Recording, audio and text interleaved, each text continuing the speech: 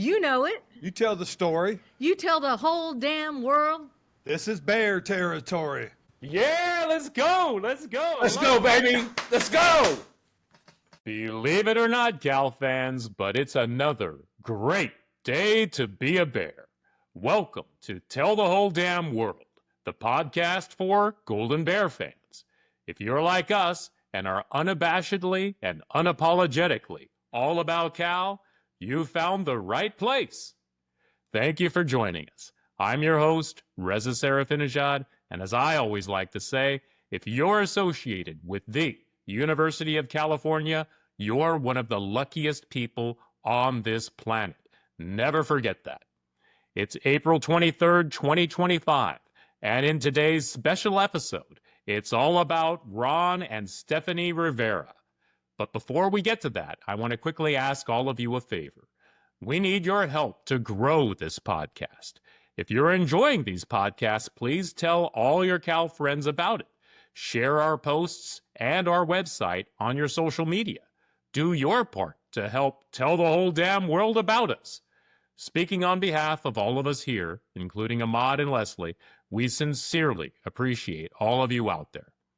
Okay, without further ado, let's get right to our interview with Ron and Stephanie Rivera.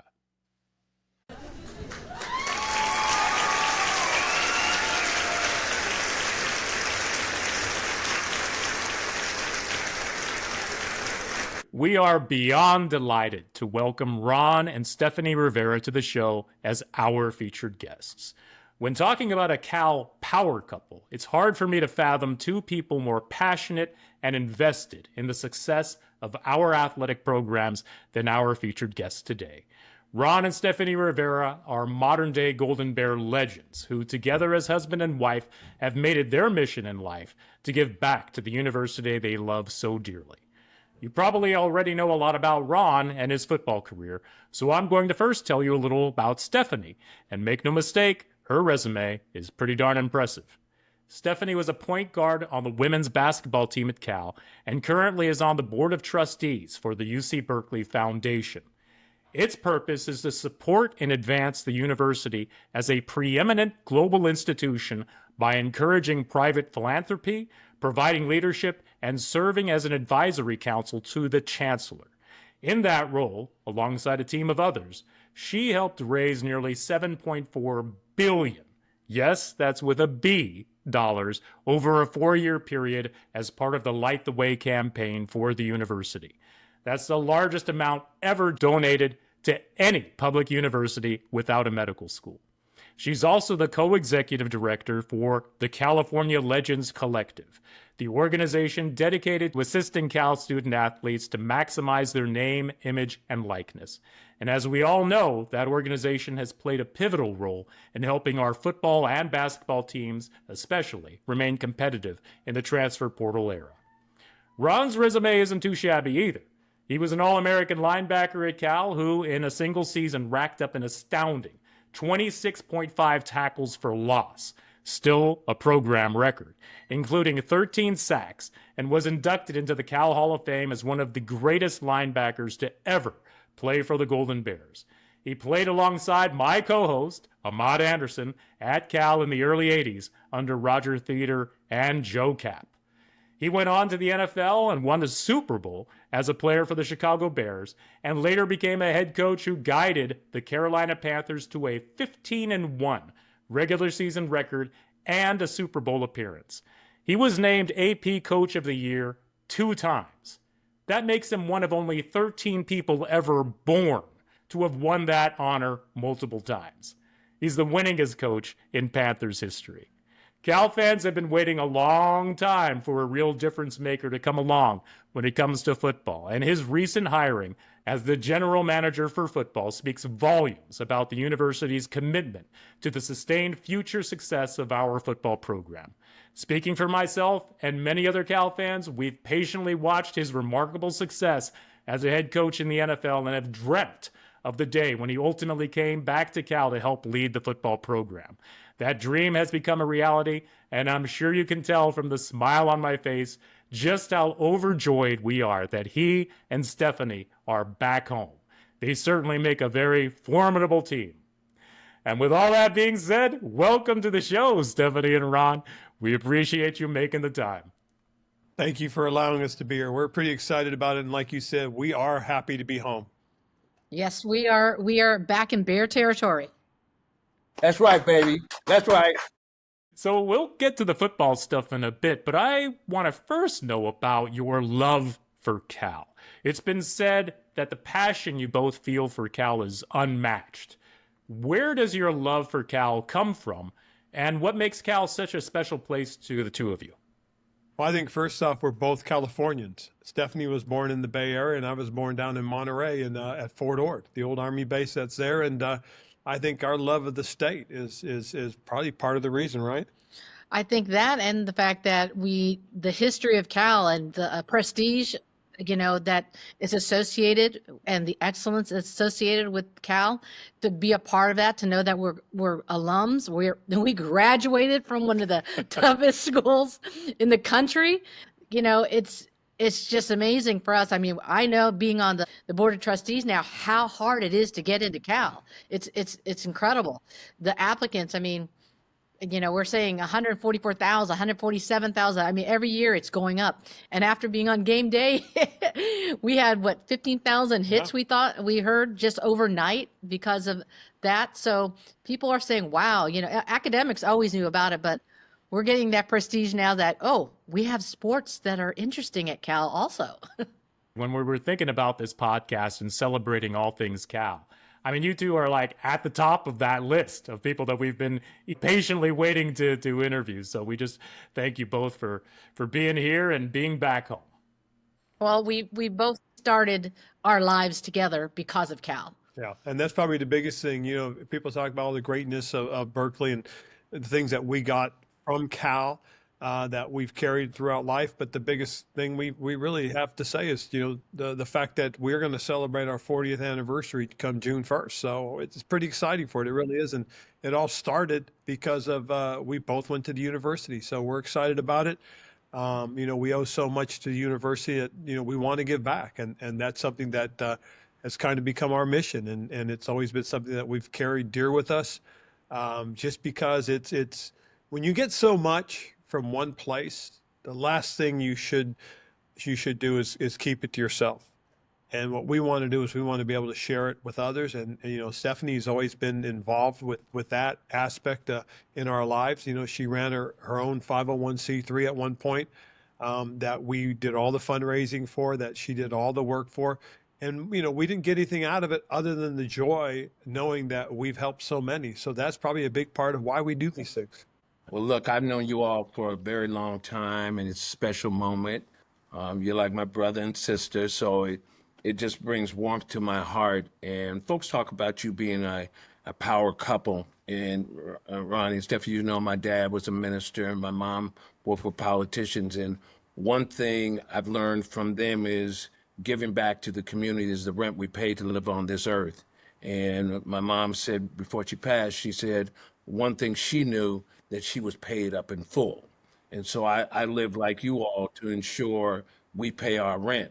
But on the dad side, I'd say, as much as people say, they're this power couple, the one verse in the Bible, and I'm not getting religious or any spiritual on me, but I do get kind of preachy, as you all know, but it's do justly, love mercy, and walk humbly. And that's Michael chapter 6, verse 8. And that's how I see you all living your lives, and not just talking about it, but being about it. And as we talked about how you all came together, I know it seemed like it was a heaven drop, but I know there was some yogurt involved. Tell me how you all met. Tell me how you all met. I always tell the story that she stalked me, because there was a certain point going into my senior year, Ahmad, what I decided to do was I was going to go to summer school, take some extra classes, get myself ahead so that I could take the minimum load my senior year. That's right. And so what happened was I was around campus. I just finished dinner, and I figured I was going to get some dessert, and I was going to go to Yogurt Park.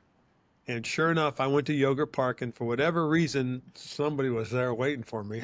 I actually was with a bunch of other women's basketball players, and they were from all over the country because we were working a basketball camp at Sonoma State. And they're like, hey, let's go check out your school, because they're like, we're from Notre Dame, we're from Eastern Tennessee, we're from, Tennessee, Chattanooga. They're like, let's go check out Berkeley's campus. I'm like, all right. Well, I just took them to all the food places. I went to, back then, Blondie's Pizza. We went to Yogurt Park. All we did was eat. Come on. That's right. But they were from the Midwest, and they'd never heard of yogurt with cookie crumbs or with with Reese's Pieces, and because this is the early '80s, mind you, and right. they were just having the best time and chowing down. And he and I just kind of ended up meeting. Our eyes met, and he came into the lobby. I was ordering in the lobby, and he was ordering from the window. And he came in and he finally introduced himself because I didn't know his name. See, I find that hard to believe. She didn't know my name, and Come on. No, the crazy part was, more so than anything else, was she invited me to come out and play pickup basketball with her and a group of the ladies The following week on campus, because they were there. They were going to come to campus and do the Cal Women's Summer Camp for kids. And so I brought some of our teammates, showed up with us, and we ended up playing pickup basketball, and it was actually a lot of fun. I really enjoyed it. So after 3 days of pickup basketball, it took him 3 days of playing pickup before he finally asked me on a date. Wow. Well, I had to measure the temperature, make sure she wasn't one of those, kind of. But it's funny. Say, what caused you to call an audible? What made you call the audible, Coach? Well, what happened was I did basically get enough of the courage up to ask her out, and we went out to dinner. We went out to Carlos Murphy's in Emeryville. Yeah, we had a great dinner. We really had a lot of fun. What was interesting about it, more so than anything else, was the conversation we had. We start talking about about us, and she looked at me, and she was asking questions. And then she looks at me and she asks me this question with a straight face. So, I know you play football because you're wearing the football gear, but do you play? Oh, Do you start? Oh no! What position was he? Wow! He was number 80, and I'm going tight end. I'm like you don't look like a wide receiver, or tight. But and then he tells me he's a linebacker. I'm like, 80 and you're a linebacker? It totally confused me. Yeah. Well, it's funny though. It is one of those things that when you sit there and tell people, and just like you said, Amand, it is about walking humbly. Yes. I've always had, somebody behind me. Growing up was always my mother. Now in life, it's always been Stephanie has always been there. And that's really what it's about was, there was an attraction for me to her just because we had so much in common. More so than anybody I've ever met and talked with. She understood right off the bat what I was going to go through. I understood what she had gone through already because, Stephanie was coming off a knee injury and had knee surgery, the whole bit. So we shared this bond of athletics. I think that was one of the things that really ignited the relationship more so than anything else. Well, before we can get that further, I got to give a shout out. Because, Stephanie's my homegirl because I'm a Cocoa County guy from St. Mary's High School. So I got to give a shout out to Pinole Valley Spartans. Let's go. Let's go. Let's go. Alpha AP way there. Let's go. Spartans we were pretty badass back then. Back in the 80s. Yep. Absolutely. We had Toretta Kid come out of there. That's right. A guy ran track with many years ago. Tommy Eastman came out there, ran the hurdles. So great school, great place. And that's who you married into Cocoa County there, Ryan. I don't know if you know. No, let me tell you something, Ahmad. You better recognize. I was a little concerned about her community because when I showed up and she was taking me around town, I wasn't Ron Rivera, number 80 at Cal Berkeley. I was, you're Stephanie Tamayo's boyfriend, huh? Right. It was like this huge plot to humble me. I'm telling you, he plotted the whole thing. That's how we roll out here. That's how we roll. Thank you for that insight. That's a deep, deep connection that many folks have about going to Cal. and the relationships that you develop and how they can. And as we know, many folks that we've gone to school with are still with their girlfriends and boyfriends and love of their lives, their partners that they met at Cal to this day. So I'll be the first to say happy anniversary to you folks. Thank you. Thank you. Yeah. And you guys met, I think, in August of '83, and you were engaged in December, right? So that didn't Well, it was quick. take too We long, knew. right? Well, we obviously went through the courtship right away, but it was Christmas time, and things were going real smooth, and we talked it over, and I talked to her father and got his permission, and then I asked her, and ever since it's been one of those things that we've had kind of this same mission in life, and it's been a great time. It really has. I wouldn't change a thing. I really would. Well, and when you know it's right, you know it's right. That's all there is to it. One of the things that we still have in common, Stephanie, is that I'm on the board for the Alumni Association, and you're on the Board of Trustees for the Berkeley Foundation. And as just a little shout out, we have our Achievement Awards coming out, which we choose the Alum of the Year, and that will be coming up on May 22nd of this year. So that's going to be a great event. If you haven't got your tickets, there's still tickets available. But share with us that love for giving back in philanthropy, and also giving the counsel and guidance to the university as a whole. It's time, treasure, and talent, and you bring all that to the table, and we much appreciate it. Share a little bit how you got there. It's one of those things that growing up in the era of the beginning of Title IX, knowing what Stephanie's gone through as a student athlete, and then having a daughter that went through being a student athlete as well, and just knowing that things aren't necessarily equal and fair. And so giving back to Berkeley was easy for us. But the one thing that we wanted to do too was we just didn't want to give back to the men's sport. We just didn't want to give back just to football. And we wanted to give back to all the sports. And we also, had an emphasis on helping the women's as well. And so we've done all those things purposely. We endowed a scholarship in football. We helped out with basketball. We helped out with golf. We helped out with so many other different sports. Because And we have a hopefully a ceremony soon for the softball field. So, that has been, the last chancellor was really big on the whole point that we don't have equitable facilities for women. So she had a huge campaign for both the women's softball and women's beach volleyball to get new facilities.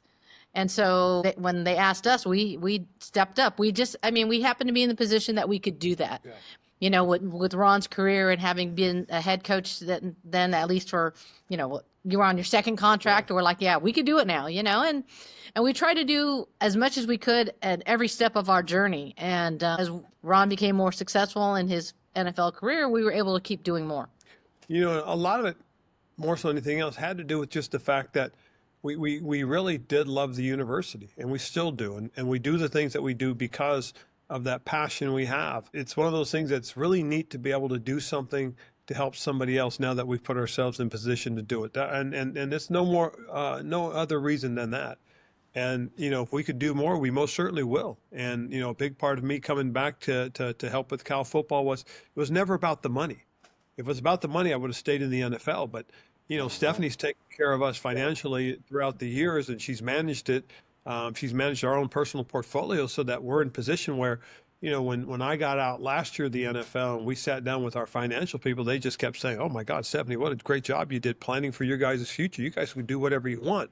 Well, I think it was that attitude, that sense that when the opportunity came from the chancellor, it was Stephanie who just, when we were talking about what my options were, she said, "You're thinking a lot about Cal." And I said, "Well, I am." And she said, "Well, then let's go home." And that's how it came about.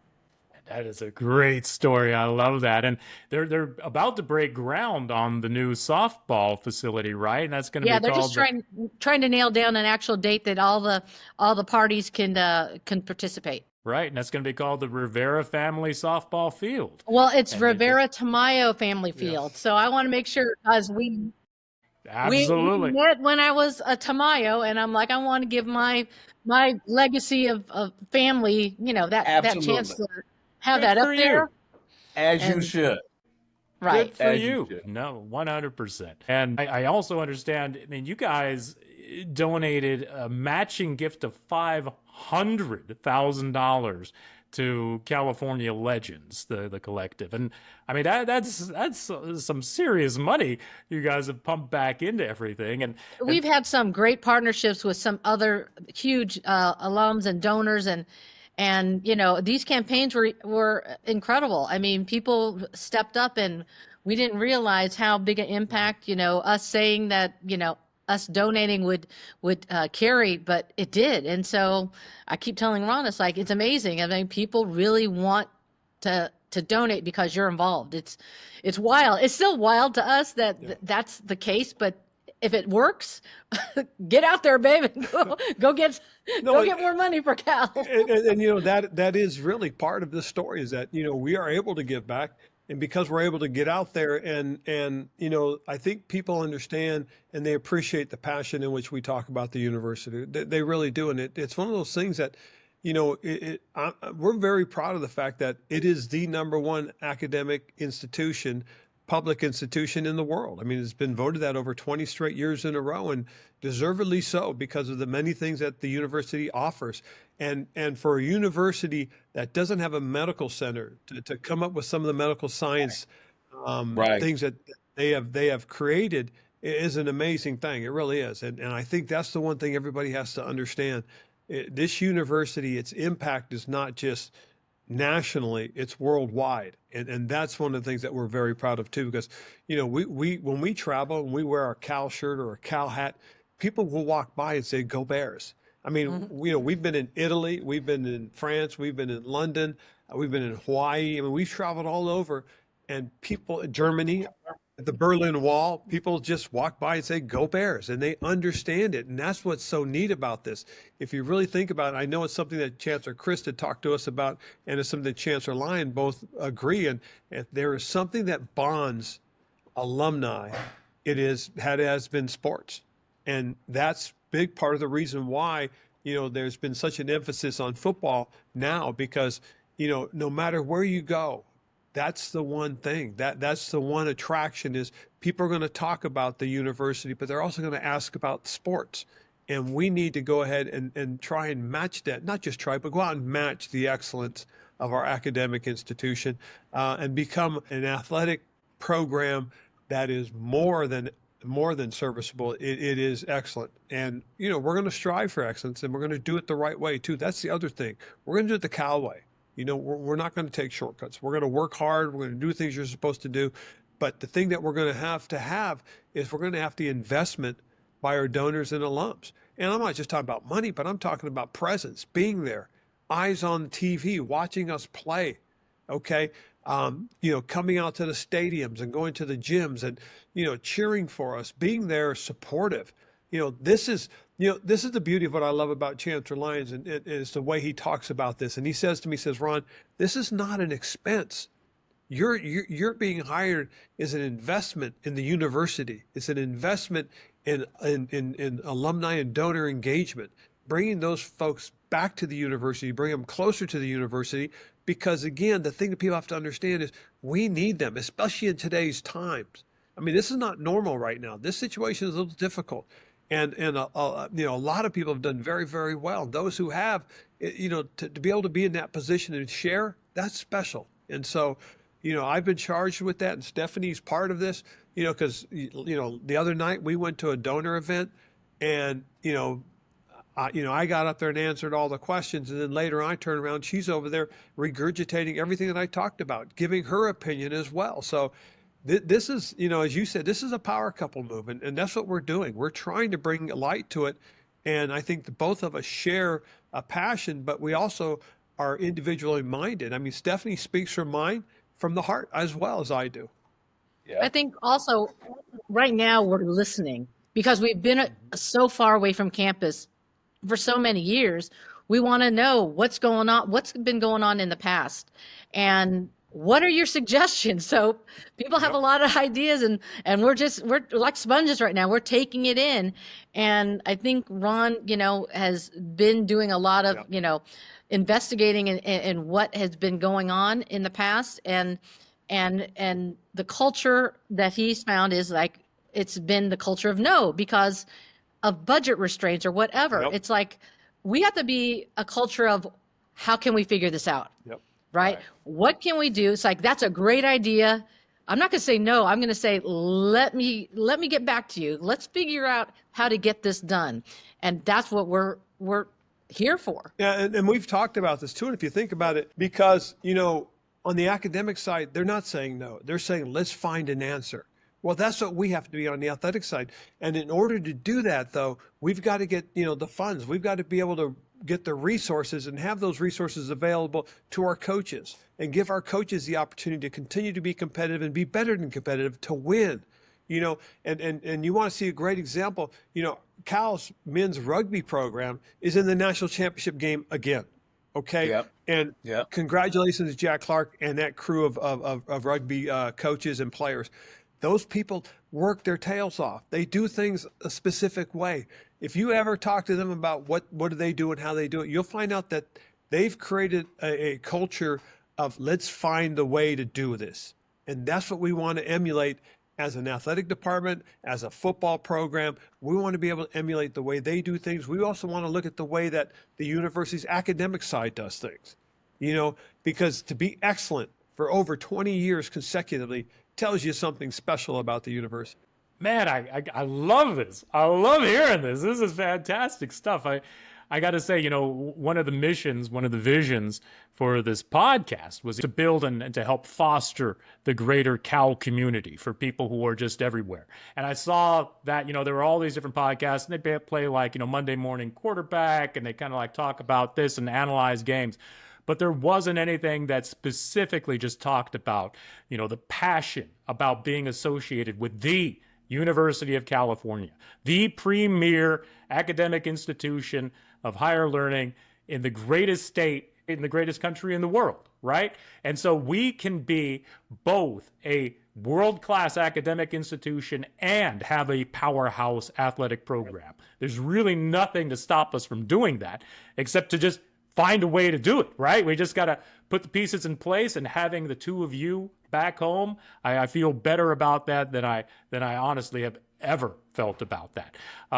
I want to just ask, with everything that's been going on, and you hear everything about this quote unquote donor revolt with California Legends, what can you tell us about anything with regard to that? I think the thing everybody has to understand is, and Stephanie said it early on in this conversation, was when we got there, we didn't come in throwing hand grenades at people. What we came in was we listened, we talked, we had a conversation. I've talked with so many different department heads, and I'm still talking to folks because I'm trying to get the pulse. As she said, we've been away so long that, you've got to come in and you've got to ask questions, and then you got to listen. And you listen to the answers, and they're going to tell you what's good and what's bad. They're going to tell you what has been going well and what needs to be improved upon. Make your strengths stronger, all right? And then correct your weaknesses and make them strong. So we've tried to just gather that information. I mean, she talks to coaches as well as I do. We talk to student athletes. We try to get their insights, their ideas. We've talked to some faculty members. I mean, it's been really cool to listen to what people are telling you. And again, we're just trying to find answers. And I think what's happened is we've got a pretty good pulse on some things, but we're still learning other things. I mean, I don't have all the answers. That's why working in unison with our athletic department is so important. Sure, I'm coming in to be the general manager of football, but I've got to rely on folks that are going to help me with admissions. They're going to help me with compliance. They're going to help me with budgeting. I mean, it's just getting to understand how it works in the UC system.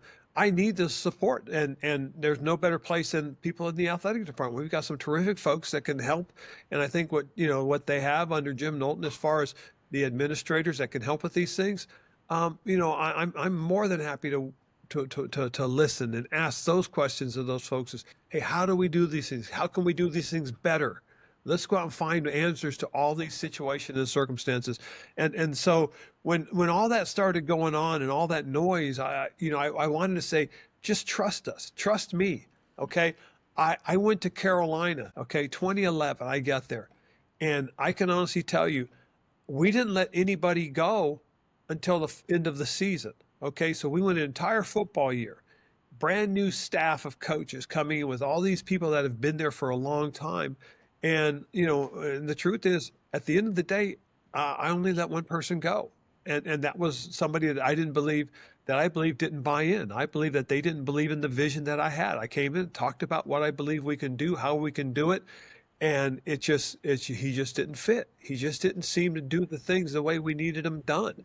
And that's something that's very important. People got to understand, that if you're going to go in and try and create a culture, you have to have a vision. You have to have a plan of action, and then you got to go out and execute it. But the first thing you got to do is you got to listen. Because if you listen to people, what's going to happen is they're going to tell you whether they're on board or not. And if they're not on board, then guess what? Don't even let them get on the train. That's right. And that's what happened. We started going. And sure enough, after I made that move, 4 seasons later, we're in the Super Bowl. Yeah, that speaks volumes about being a culture changer and, being the kind of person that you can put your trust into. And so I feel, again, just better than ever that you're here to help be that person, to help bring us to the promised land. At least to elevate the entire athletic department to where it needs to be. And I'll say this too. And again, I think when you look at, what we're doing on the football side, I've always felt that the one thing we haven't had, and Stephanie said this earlier too, is the resources, the financial support. Because when you don't have those things, it is hard to try and be successful when you're limited. But we've been, average with what we've had.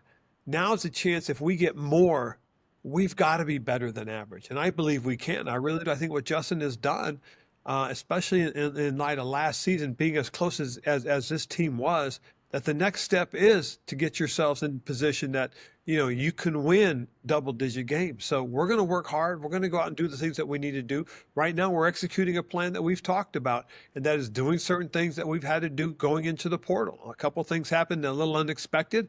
And the truth of the matter is we now have, a situation where if we complete this plan, like I believe we can, at the end of this week, people are going to sit there and go, man, you know what?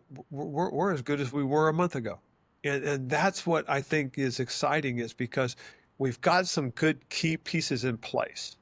This is a solid coaching staff. I like the things that they've done. I think Justin has probably his best offensive staff he's had.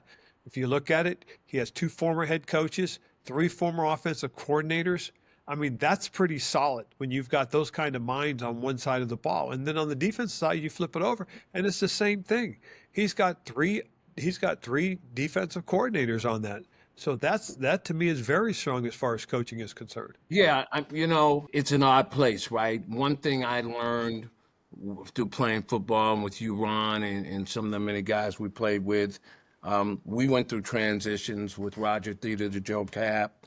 I never am the guy standing around Monday morning quarterback or talking about that guy needs to be fired, that guy needs to be fired, they should have, would have, could have, because I know the energy, whether you win or lose, that both players and coaches put into it, and they give it all. They give their all. So yesterday, day before yesterday, I had the opportunity to do a piece of a podcast that Reza set up, talking about where my thoughts were on all of this, because I've been on a couple of texts with some folks you and I both know, and they're calling for, serve their heads up on a platter, da. And I told them, I said, look, all that's well and fine, but you guys who have played, you folks who have been around these programs for years, stop throwing peanuts and popcorn from the bleachers. Stop making calls to people. All I want to know is, and I know you're probably yelling at me through your text message, and they were going after Ahmad, you're too close to it, blah, blah, blah, that's your guy. I said, oh, okay, well, let's say this. Before Ron came on, before Stephanie came back as well, this power couple, how many people on this text thread donated money to the NIL?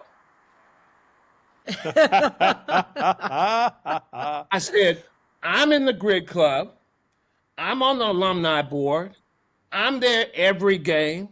I ran for office last year for the Miami game, got up and did that 4 in the morning, left there, went to a number of campaign events because I was running for city council, left there, dragged myself to the game, and stayed to the end.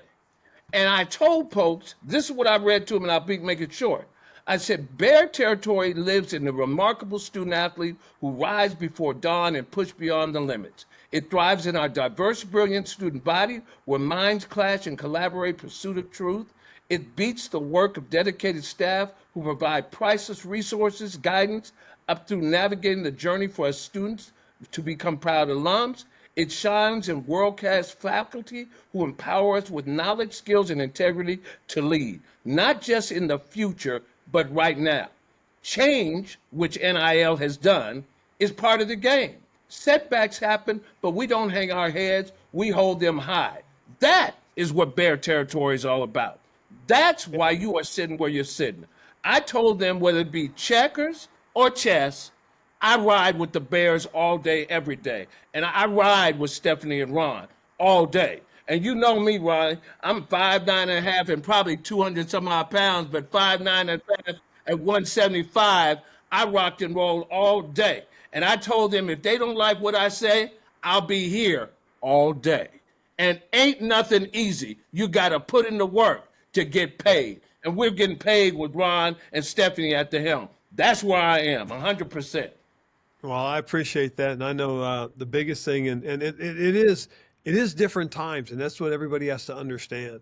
And as we work our way through this landmine field NIL program, I really believe we're headed in the right direction. I do. Well, you kind of covered some of this already in your press conference the other day about your role as the GM. I think one question a lot of people want to know is, unfair or not, Justin Wilcox has been kind of, criticized a little bit for maybe playing a little bit too safe in certain game situations. And, and then on the flip side, you come in with the nickname Riverboat Ron, and hoping that perhaps maybe part of your aggressive attitude might rub off a little bit on Coach Wilcox. And just curious how you maybe see that working relationship kind of go and flow. Well, I think the relationship has been outstanding. When I came in, the first thing I told Coach was, look, I'm not here to tell you what to do and how to do things. I'm here to work with you. I'm here to help you. Whether you ask me my opinion or not, you're going to get it, to be honest with you. But that's just the way it is. I mean, that's the way I am. But just know, you have to decide what you're going to do. No matter what happens, it's on you. You're the guy that makes the ultimate decision with the football team. That's how I was treated with the general managers that I worked with, and that's how I want to treat him. I want to be fair to him, to give him every opportunity. And I said, after I told him that, I really do believe it gave him a chance to really reflect and relax and not have to worry about me coming in every 5 minutes saying, this is not good enough. That's not, we've got to change this. No, I'm not going to do that to him. But what we have done is we've collaborated on a lot of stuff. We've talked about a lot of different things. And one of the things that's been really cool for me is been able to sit there and stand back and watch practice with him as it's unfolding, and listening to him make comments and me making comments. And we talk about what just happened. That collaboration is what I think is going to help more than anything else. This is not, again, me coming in and wanting to be a head coach. And I think one of the really neat compliments I got from Justin was, and he looked at me and said, Coach, this is great. I'm doing what I love to do. All I have to focus on is coaching because you're handling all that other stuff. And it was really cool that he said that, because it made me realize, man, I don't have to coach, but I gotta handle this other stuff. So it was a little bit of a revelation, but at the same time, I think validation of what I'm trying to do, and that is take the pressure off of him, put him in a position to be successful. And that's what I'm hoping to do. I want to give him the opportunity to succeed, because he is a good dude. He really is. He's a good family man. He loves football, and he loves the university. He could have left several years ago, but what happened was he had unfinished business. He wants to see this team win, and win big. I believe that. That's why he stays. Well, hey, both you and Ahmad played under Coach Roger Theater and Joe Kapp. And Joe Kapp, of course, is just, considered a legend and was a pretty fiery guy as a coach. Do you have any good stories that you can share with us about having played for Joe Kapp? I got a lot of them. Getting kicked out of practice. Yeah, here we go. I'll tell the story of me getting kicked out of practice my senior year. So it was my senior year. My oldest brother was getting married, and I was going to be in the wedding. But it was on a Friday it was on a Saturday during training camp. And we had an early morning practice. And Stephanie, she was going. And I told her, hey, just, come by. I'll be able to get out of practice a little early, and we can head out and get to the wedding. So practice starts. And now we get into what we used to call was our blitz period. And it was a live blitz drill. So we get to the first series, and we call this blitz. I come off the edge. I'm clean. And I instead of just laying into the quarterback, I just slap him on the bottom as I go by. Okay. And Joe blows the whistle and he starts screaming, what are you doing? This is a live drill. You're supposed to hit him. You're supposed to hit him. I said, Joe, I'm good with that. Okay. He said, yeah. So I went back in the huddle, called another play. Okay. Then get to the third play, and then called another blitz that was for me. So I hit the blitz on the run, came through, didn't even get touched. And I slapped him on the butt again as I went through. And Joe just starts screaming at me, right, and all in my face, and he's getting after me. And I said, oh, okay, sure, right. Okay. So I walk off. So they called another blitz that was going to be my blitz, but I was coming off the field, and I turned and said, no, I'm going back in. So I went back in. Well, what they had done was they had changed quarterbacks. So typically you don't hit your first or second string quarterback. Well, the second string quarterback was in, okay, and it's Jay Torchio. They call the blitz. I'm unblocked, and I took Jay down, and all of a sudden Joe comes out of nowhere screaming, you don't hit the number 2. You don't hit the number 2. Well, I said I wouldn't hit the number 2 if somebody would block me. And he said, what are you saying? I'm saying either we don't know what we're doing or we're just not good enough. And he said, what are you saying? I'm saying, Coach, you can't block me. And he said, I'll tell you what, get out of here. I said, what? He said, get out of here. Go. You're done. You're through for the day. I said, okay, sure. So I go jogging off the field. I'm walking up the steps, and there's Stephanie in the dress she's going to wear, as we're going to the wedding. She looks at me. She goes, what'd you say? I said, what happened? I think he threw me out of practice. So then she goes, so what are we going to do? I said, well, I'm going to go shower and get ready and let's go. So we weren't late for the wedding. No. I was like, I think he had that planned. That's awesome. But that was Joe, because it's funny because he had a lot of life lessons he taught guys. He really did. And it was Joe. And the other story I like to tell is it was going into my senior year. I had worked construction at this job he got me. One of the hardest things I've ever done. I was on site at 6 o'clock. I worked till 2 o'clock, finished up at 2. I went to the workout. I lifted, then I went and I ran, and then a group of guys got together and played 7-on-7. And it was one of the hardest things I'd ever done all summer. And I would be wiped out by 8:30, 9 o'clock at night, but I'd go to bed because I had to get up the next morning at 5 to be on site. So I finished that a couple weeks before we start training camp. I come back to campus. I'm on campus.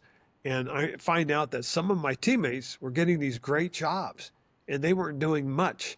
They were making $15 an hour. I was making $5. Okay.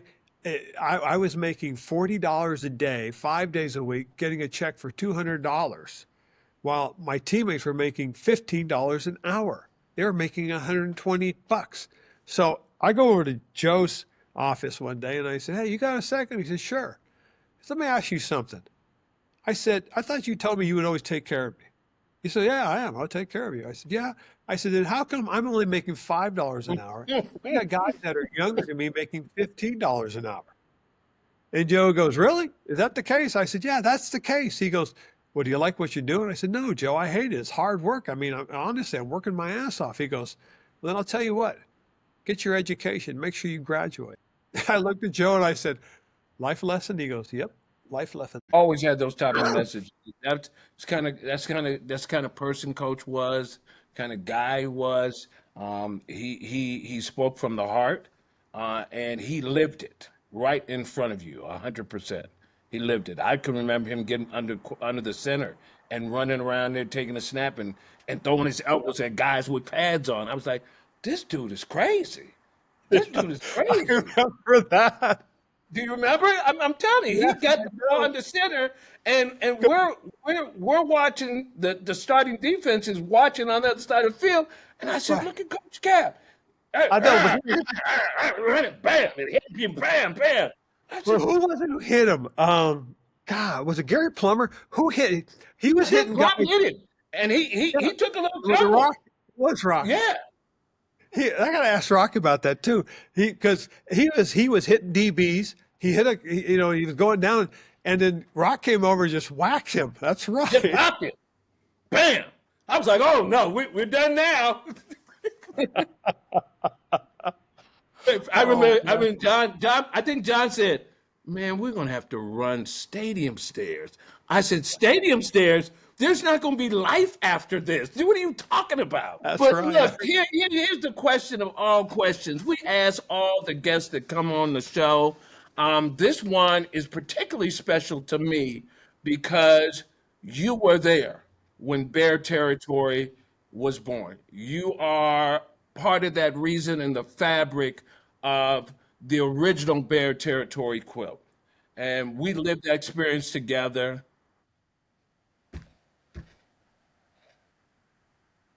And it's special to me. Yeah, 1982, just before the big game that basically set college football on fire. And it was one of those things that, we were having a good year and it could be better. It could have been, and it was all about winning this game. So Joe takes us to the Greek Theater where we had the bonfire, the pep rally.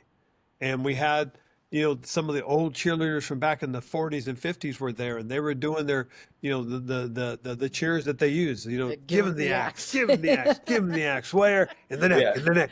I mean, these, and what was it, Granny? We called her Granny. Granny. And she was just the most, she was such a delight. And from Georgia.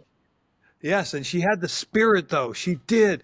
And she got everybody going, got everybody fired up, and and just as we're getting ready to do the bonfire, the guy started chanting, got a mod up on the stage, and the next thing you know, he says, "I got something for y'all," and it just started. You know it. You tell the story. We were right behind him. You tell the whole damn world this is Bear Territory, and it echoed. And it got into our skin. It got into us. And I think that was one of the big things that really, just more so than anything else, that year, which to me was still very special, really epitomized what we could be. You know what I mean? It was like game day moment before the game day moment truly happened last season. I mean, that was one of those iconic moments that really goes down in Cal history, Cal folklore. That was a special moment. That's when it was all born. I mean, it was tremendous. Well, Ronnie, I got to tell you this. I've had many Bear Territory moments from a guy who walked on to playing with all you guys, Rod, John, Plum, all those guys on the team, Freddie, all of us. But the special moment for me was in 2022 and before the game, and they played the E60 and their interview, you and Rock, and you mentioned that it was me in Bear Territory, and I'll never forget it. I appreciate you and I love you very much. And, you mean the world to me. Let me stop. It's a lot for me, but it is a lot to have you home, the both of you, and so proud of you, man. So proud of you both. And I'm glad that I'm alive and we are doing it together. And the team is back, baby.